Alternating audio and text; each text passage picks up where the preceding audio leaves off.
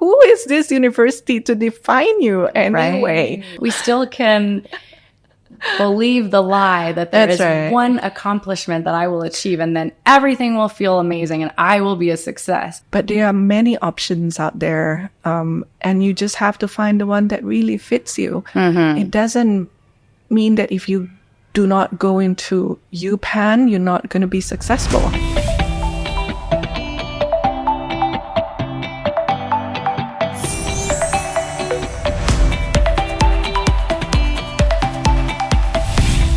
Being a parent is a high calling and it's deeply rewarding. I'm your host, Natalie Mann. I'm a mom of 6, so I know firsthand that parenting is full of challenges. Welcome to Rooted Parenting. I'm here to help you to honor God as a parent and to raise your kids to know and to love Jesus. Today on the podcast, I'm going to be talking with Angeline Ang. Angeline is a college counselor here at SPH, and we're going to be talking about how to set your child up for success. Angeline, I'm so happy you're here on the show today. Thank you for joining us. Thank you, Natalie, for allowing me to be here too. Yeah. And be part of this. Yeah. In a way. Yeah. And I'm really hoping you can tell us at the beginning just a little bit about yourself, about your role here at the school. So I am a college counselor, but I do know that my role has evolved a little bit more than just college counseling. So there is a combination. If it's in the North America, people will refer it as a guidance and college counselor. So you do a little bit more than just college counseling. So I've been here for 16 years. Yeah. I have 3 children. All my children grew up in this school. They love it to every bit of it. So this is actually like a second home. Yeah. Yeah. Yeah. For all of us. I love my work. Yeah. Yeah. I love my students, definitely. So yes. Yeah. And what a rewarding role you get to play, because I know there's a lot involved in coaching students through that last year, especially as they're thinking at big decisions are looming. And, you played a pretty big part in our daughters figuring out where to go and why to go there. And so I know that you're gifted in that area of seeing a child and then figuring out where they're going to fit, like you said, finding the best fit for them. So I wonder about thinking just broadly about success, because we do want to talk about success today. And actually, when I went with my daughter to her college a year and a half ago, one of the things I thought was really neat was they took us on a tour, and one of the places we visited was called the Center for Student Success. And I thought that was the coolest title because, we're all looking for success. Every parent wants to see their child succeed. And so that's one of the biggest things we have to figure out is, what is success? So my first question to you is, in your role, because you've worked a lot with students and of course a lot with parents, because it's a huge decision where to send their children for university or college, how do parents typically define success? Well, it is again, we talk about success. How do we define success anyway? What is success in our definition? For us anyway, though, as a counselor, when we work with the students or when I work with the parents, I do give out presentations. I do give out information sessions to parents as well. And that is to help them to understand that when we look at students, there are 2 profiles, so-called 2 profiles that we look at. And 2 profiles means that there would be students who are just attending a university and then a student that are thriving at a university. And this is how, for me anyway, when I see my students, when I talk to them, when I learn from them, you kind of like group them up in a way. There's one group that is just like, okay, I'm attending my universities. I'm doing very well at school academically. Okay, no problem. Yeah. But then there is another group that is thriving. That thriving means wherever that they are, like, they'll be talking about what they want to do, that they want to go into this work line. They want to do into doing more and exploring more what they can the gifts. So when we talk about success, what does success mean? Is it just the grades? Yeah. Is it just the all the things that you do? But then even if you are busy with clubs and stuff, what do you learn from them? So in a way, to be able to define that, I think to define actually the word success itself is a bit relative. Yeah. In a way. Absolutely. In a way. Yeah. So I mean, I like how you're touching on thriving, because certainly we as parents all want to see our children thrive. Definitely. And that will look different for different kids, right? That's in right. different contexts. And I wonder about, say, circumstances that you've observed over time. Like, let's say, maybe has there ever been a circumstance where you've seen a student who maybe didn't thrive so much in high school, or wasn't somebody that you would look at and say, oh, that's a very successful student. But then when they went to the next level and found themselves in a particular circumstance, they were thriving. Have you seen that happen before? Yes, I do. And in many ways, it's to be honest with you, it's such a rewarding time when you see the students heading into the direction where they're supposed to be. I mean, I've seen students who are struggling in math, for example, during the DP years, and then at the university, the student actually wrote to us back, to me and the a math teacher, and said, "Guess what? I am the assistant lecturer for math." I was "Wow, that is so cool!" And telling us like, "You should be proud of me. My GPA is 3.6." I was like, "Oh, that is so cool." Yeah. And so, it's just about their willingness in a way to strive. And that's why at the end of the day, they thrive eventually. Sometimes you see a student, they are probably struggling, trying to figure out the curriculum and the assessment grading criteria. But then you look at the students and you talk to them, and you just kind of feel like, if this kid, you put it in a jungle, I think this kid is going to be able to find his way out. Right. And I think that's it, is like you're starting to broaden the definition of success to include far more than what we can measure easily, in an obvious way. And I think you're right that often the students who maybe aren't achieving what they hope they could achieve, or they're able to achieve at a certain point, like you said, that struggle, that strain causes them to make a choice. They choose, am I going to work harder? Am I going to gain more skills? Am I going to keep asking questions? And if they do, then like you said, they're actually better equipped for life, not just that university or that grade or this course. So you're talking, when you talk about being stuck in the jungle, it's the fact that, I have overcome an obstacle before.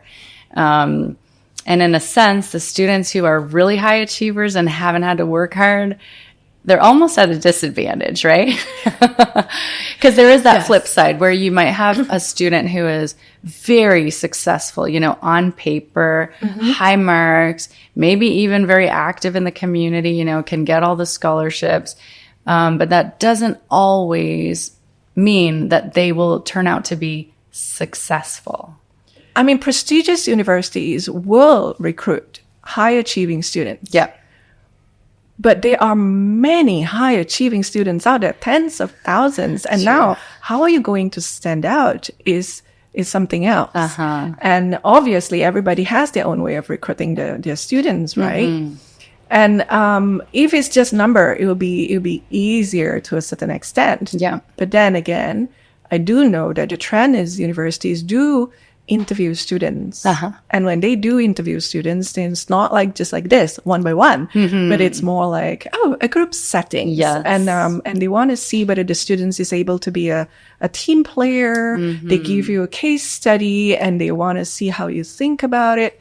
That is the kind of like a trend in a way. Yeah. And sometimes even if it's like a one-on-one setting, I've had a student who got interviewed by Yale.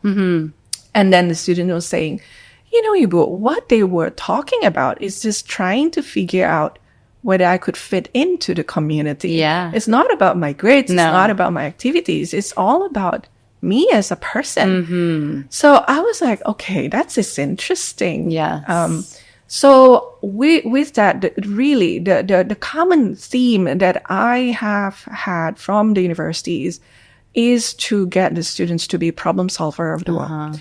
Every single universities that I mean, the big names out there, every single one of them understands that the world is evolving so fast. AI is coming up, and you know, they have to train the students for the jobs that did not.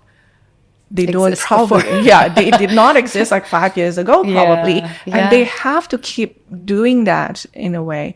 So what they're looking for from a student, is actually problem solving skill, empathy, as well as the striving spirit. And grit. And that's what we try to work on with our students. I mean, it will be challenging. DP will be challenging. We can, no doubt about it. But there are many options out there, and you just have to find the one that really fits you. It doesn't mean that if you do not go into UPenn, you're not going to be successful. So it's not. There are so many options. I mean, we do not know, and we do not hold the future. Only God does. Only God does. But the part of which that I believe what needs to happen on every student is the fact that they're willing to strive. And that is very, very important. Don't worry. Don't worry. As a parents, I know sometimes we as a parents, I speak for myself too. But, you know, as a parents, we tend to be afraid of, what if the kids fall? You know, we gotta put some cushions when they fall in a way. What if, you know, but, I have to give credit to my husband, to be honest. He's the one who is let them fall. He's the one who said that all the time. They need to fall in order for them to be able to feel the so-called pain, so that they will be able to stand up and not doing it again and go and run after that. So you know, I understand that, but I think we do need to let them fall. There was a session about career. There was sessions about student success as well. All they talk about was like, they have to fall. That's what they said. So I was like, okay, we're on the same page, I guess. It's kind of counterintuitive, right? Because we feel like, in order to succeed, our children should experience a lot of success over and over again, and then they'll just get better and better. But you're right. I mean, nothing teaches us the way failure does. You've talked about learning that. So I feel like we're broadening our definition of success. And part of it is, you said, problem solving, like what the universities are looking for. You also talked about teamwork when you talked about the student who was interviewed by Yale. And I think that's huge, actually. But again, as parents, sometimes we forget those bigger picture, you know, who the child is. And we tend to zone in on accomplishments, achievements, this university, this program, this job, this career. But I think you're right. Like, those are the skills that not only universities, but future employers are looking for. And that adaptability too, like you said, because the universities know that the world is ever changing. So you're not looking really for only academically minded students. You're looking for broad thinkers, students who really want to receive information and then come up with new strategies and be creative. So how do we prepare, either as teachers or as parents, how do we prepare our kids to have those skills, which for the most part are not documented? You know, it's not like you can pull out the report cards or the IB scores and say, well, this one's really good at teamwork, right? But you're just describing how essential those skills are. So how do we do that? How do we prepare them? So in answering the questions of how to prepare them, I always believe that every kid has their own story. Their story is unique, and that's what make them unique. And that those stories are behind the numbers that they produce on the paper, on the transcripts. This is the part where I love my work, because of understanding the stories behind it. Now, how do we help them to understand their stories? How do we help them to see that from the stories that they have, they also have a talents and the gifts that God has already given them. And sometimes those gifts are hidden by other things. Being self-aware or being self-insecurity, comparison, but also the illusion. I wouldn't say the illusion. I shouldn't say the illusion, but there would be a group of people who would be, whose work will be promoting on getting all these students to the big names universities. They would define that as a success, and that is just by you getting into the universities, that is a successful you as a student. But that is not the same. For me, when I sat down, I do sit down with my students, and I do say it point blank when they did come to me and say, like, I do work with somebody outside school to get me into a top universities. And I want to get my point straightforwardly to them that whatever my advice to you, it's not going to be the same. It will be different, because the way I look at it, it is about you being surviving that 4 years. It's not just about you getting in. Getting in is one thing. Step one. Step one. But how are you using that 4 years of your time at the university is a different thing. And that is what about relating it back to being a thriving student. And when that is the questions that we asked the students when we work with them on an individual basis. It's a very custom advice. Everyone is unique.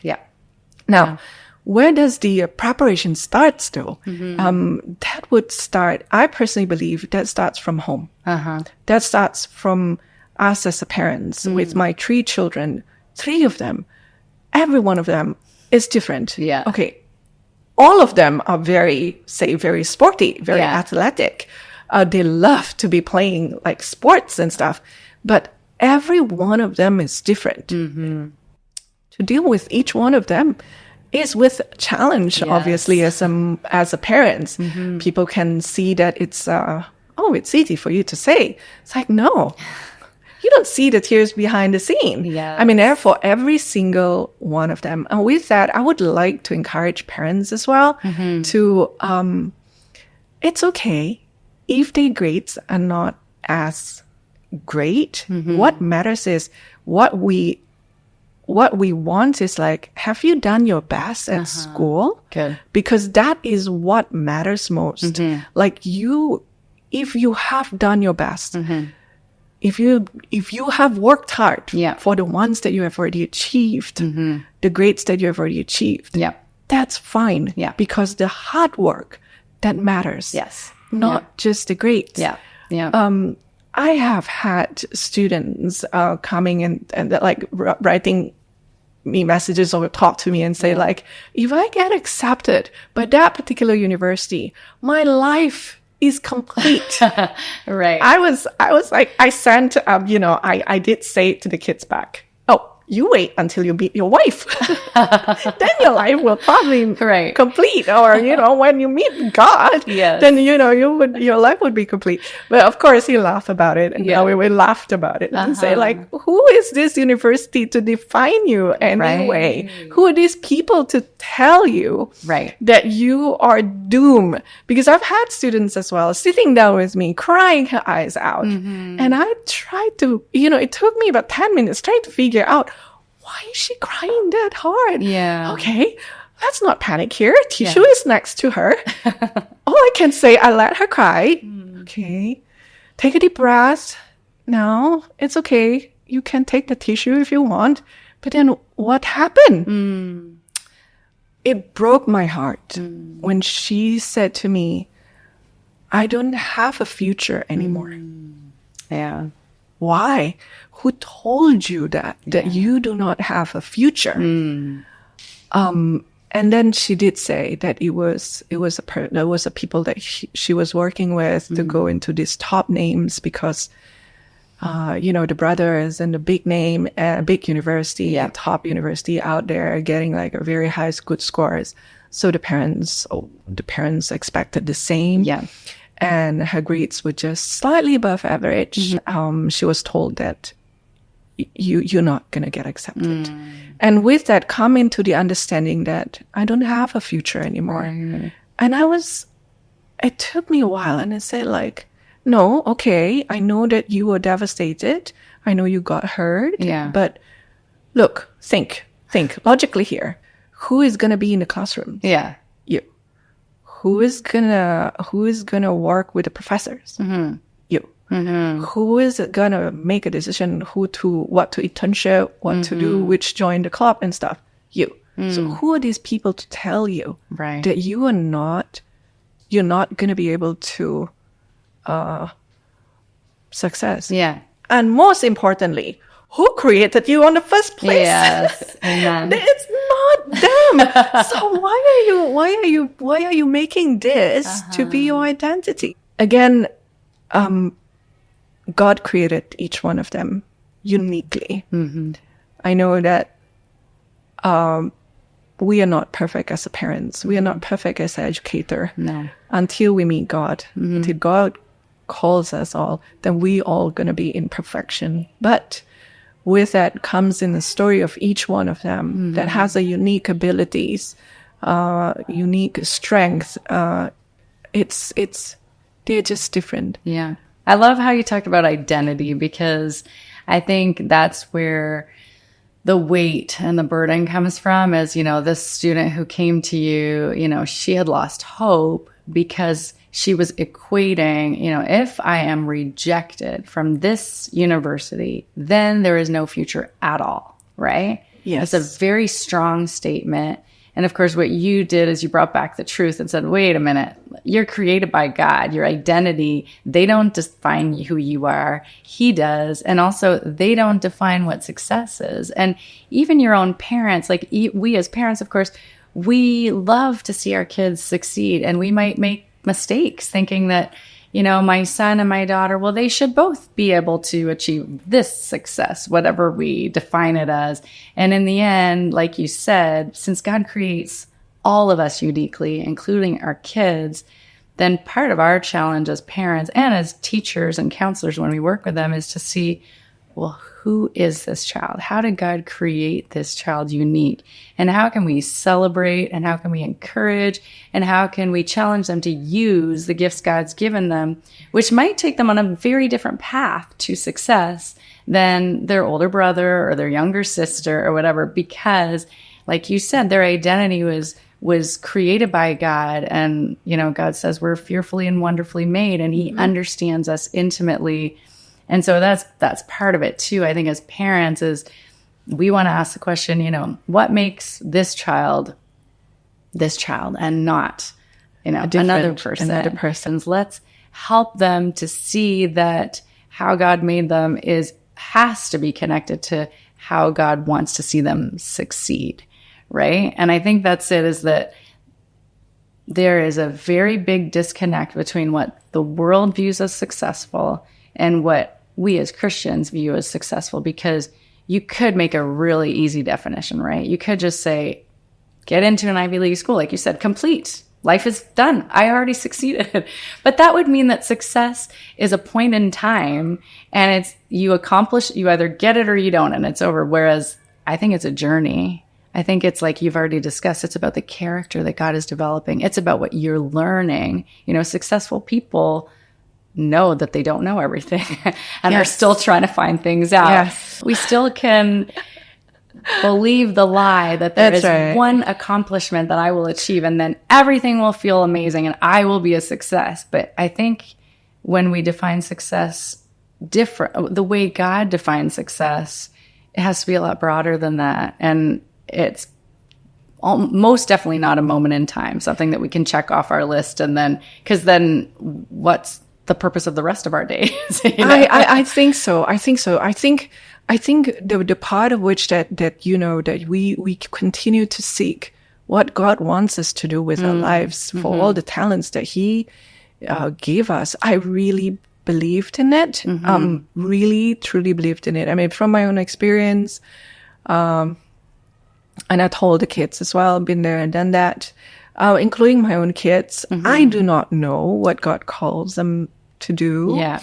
But I know that I need to keep pushing them to look for it in a way. Yes. But each one of them, I also understand that has their own journey. Some kids will just need some directions. And again, the best person to do it would be God. Yeah. Not even me, not even any one of us, because He has already created each one of us perfect in His eyes. And I think that you've just touched on something so important, which is that as parents, if we set out goals for our kids, we can be very wrong.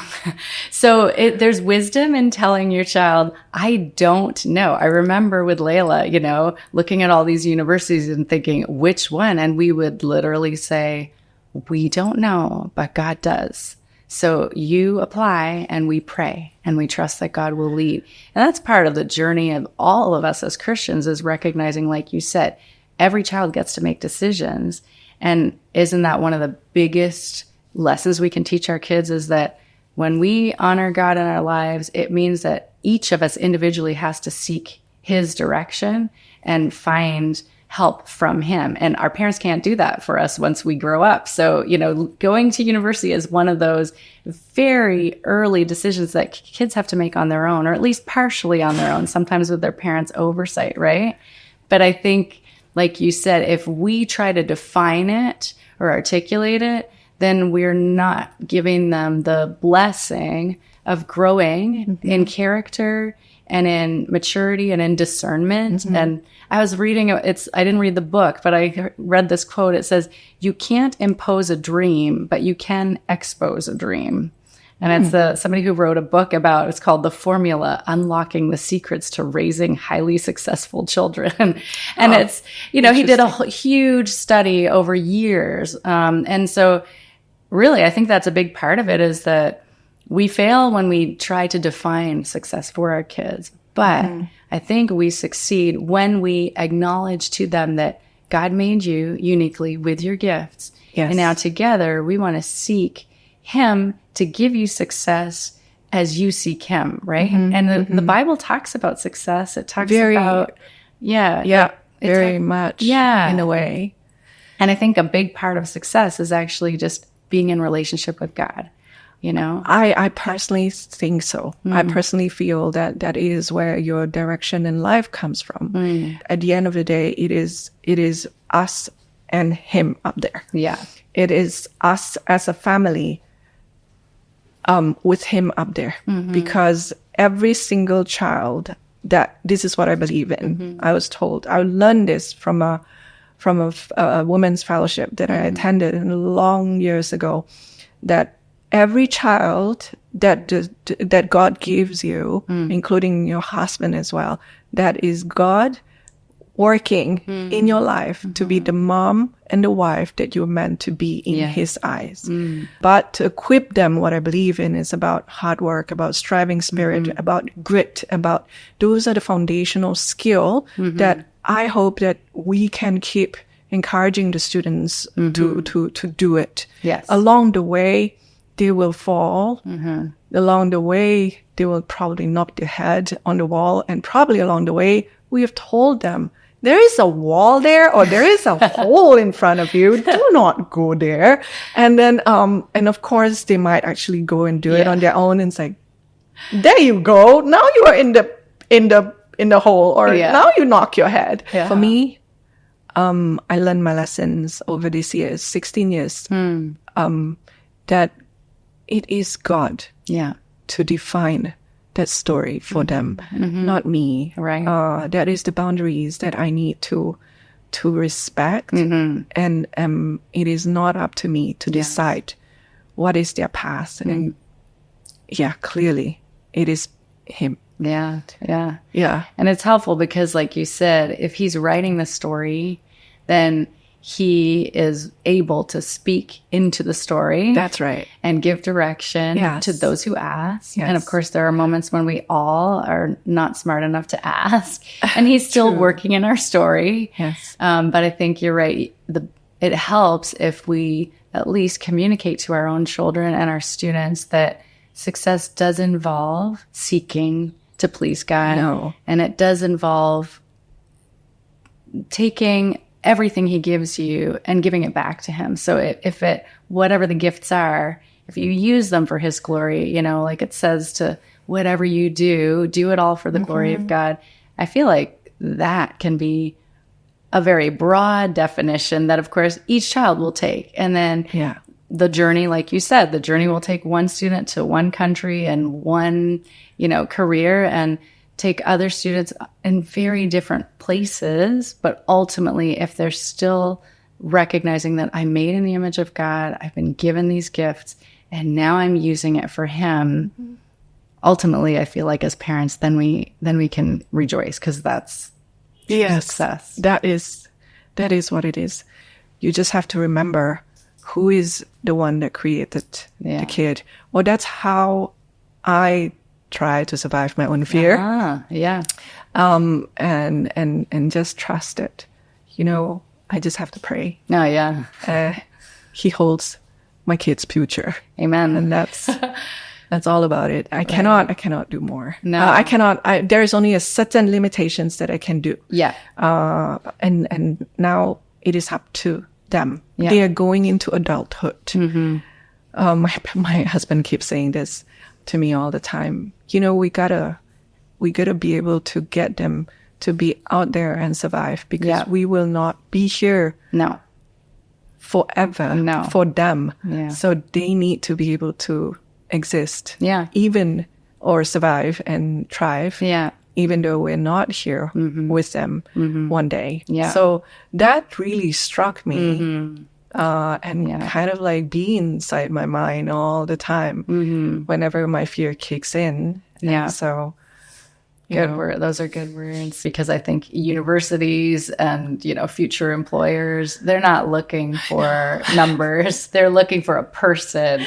Yes. And so it's hard when you're in a school context to see beyond that. Yeah. But I think, what you're doing as a counselor is seeing the big picture. And what we want to do as parents is see our children as a whole, and that's right. Recognize all the skills that they need to gain in order to be successful, and not just the achievements that they have to accomplish. And they go together, right, to create a person and as a whole. So, it's been really wonderful talking to you. Thank you so much for being willing to share your wisdom and years of experience and your heart for children. And just really neat to think about success and how broad it is and how nuanced it is, but also how it is a far bigger definition than we tend to think of. Yes. I thank you. Yeah. Thank you for actually giving me this opportunity to speak. It's to share as well. It's been a privilege. Thanks so much for joining us on Rooted Parenting. I'm here to help you to honor God as a parent and to raise your kids to know and to love Jesus. Please subscribe to the podcast, and you'll be notified when a new episode is released each month. You can also share with a friend, because we want to inspire, encourage, and equip parents. You can find the podcast on YouTube, on Spotify, and on Apple Podcasts.